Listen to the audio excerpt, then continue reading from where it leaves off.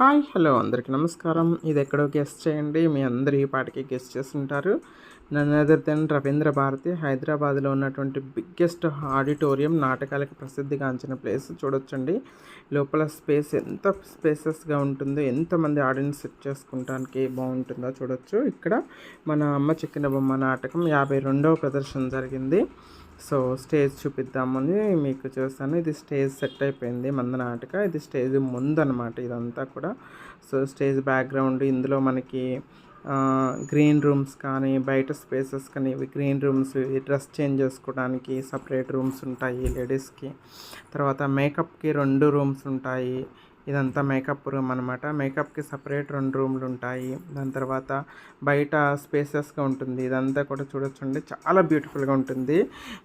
నాకైతే రంగభూమి అంటే చాలా ఇష్టం. రంగభూమి తర్వాత రవీంద్ర భారతి చాలా చాలా చాలా ఇష్టం.